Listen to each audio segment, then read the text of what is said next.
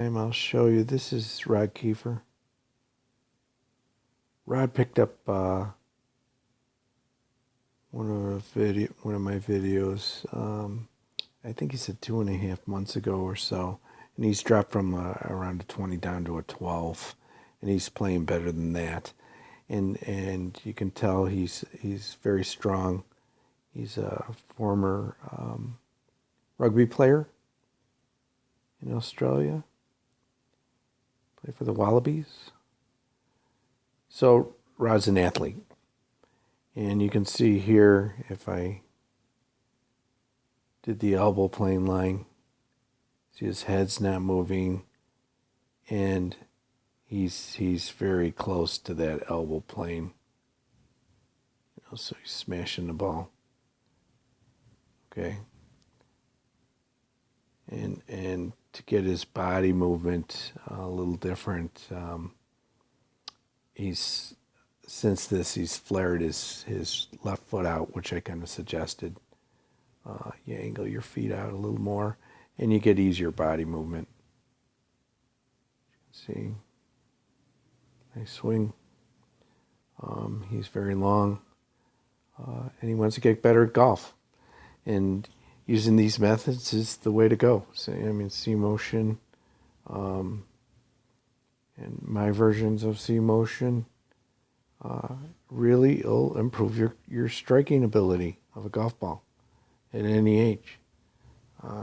Rod's younger. I think he's in his mid-40s, and he's just taking up the game and getting better and better and better at it. And I guarantee you, if he follows these principles, he'll be scratch. You can get down to that level, and there's not a lot of effort in the swing. Really, it's more of a quickness that you're using in your hands.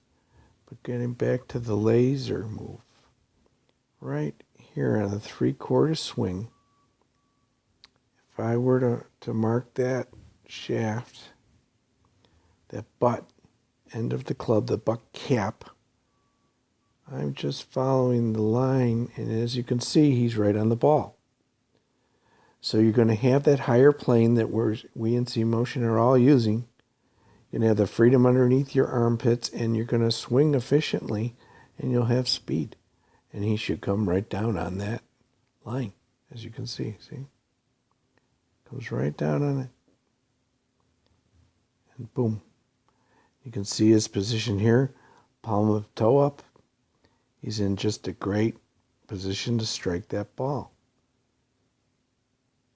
And it's powerful. And it's straight. It'll fly straight. He's on a mat here. And usually I'll tell people, I said, mats are good for keeping loose and things like that. But we really want that divot is important because you could get feedback. It's your mini TrackMan. You use my laser and then use this divot, and you can really get all the feedback you want on how you're striking the ball. Okay, mats, you can tend to skip on them. A lot of people get away with a better strike on a mat because it bounces into it. Here you can see Rod's dead on it. He's just pounding that ball. Okay, and he comes up on his left heel. Everything's really good. So that's pretty fast improvement in just a very, very short time. And your scores are going to start to reflect it. You'll see that boring trajectory of the ball and the low thud sound. So very good. I'm going to show you Josh Murphy. And he's built similar to Rod. They're both about the same height and same weight, very muscular. But you don't need to do that for this swing. You're really using the small muscles. But what I've done here is you can kind of get the idea of the helical arc. The red line is your shaft line at your address. The yellow line is the line that I'm showing as you have the butt cap pointed at the the line of the ball, behind the line of the ball. When you're out on your 45 and you're starting to come down from transition and going out on the 45, that's where your laser from the butt cap would point right there. And then the green line is your line from the ball, the shaft plane from the ball all the way up to your finish. Okay. So you can see his goes low, and then it goes high, and then it goes higher. Now he's using a 9-iron, so that's going to be a different, a higher, let's say plane. I don't like that. It's just going to be a higher arc, higher helical arc, and hopefully from this you can see the representation of that.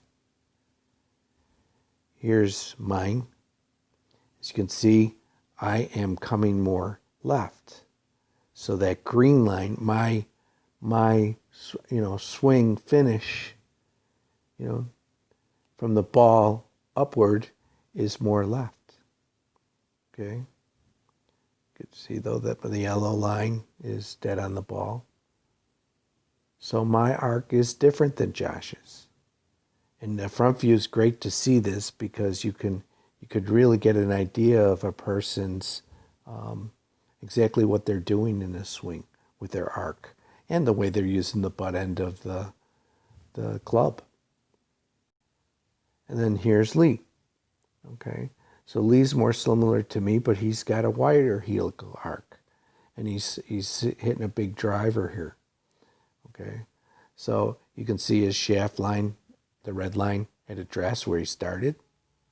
At the top of his backswing, and as he was coming down, there's his yellow line to the ball line.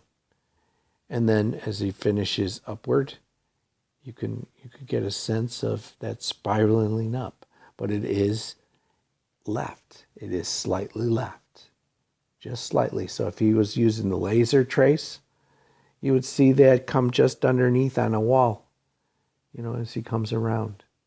His trace would be underneath that arc. He's more similar to me, except he's higher. Okay. And then Josh each successive one goes higher and higher. He's not really coming left. He doesn't come left with that green line. He doesn't come underneath, in other words, that yellow line. He's more upright. And that's because he's using a 9-iron, and it also has to do with your grip. He's using a really strong grip in this. So that can have an effect. Share that with you. It's a little hard to look at those lines. That's why I color-coded them. Red is address. Yellow is the downswing matching the ball line with the butt end of the club. And then the finish of the swing is just a trace when you're hitting the ball, the trace of the shaft going all the way up, and you'll follow that line. So hopefully that makes some sense. It's not too confusing. It's all in terms of the laser, and go Wallabies.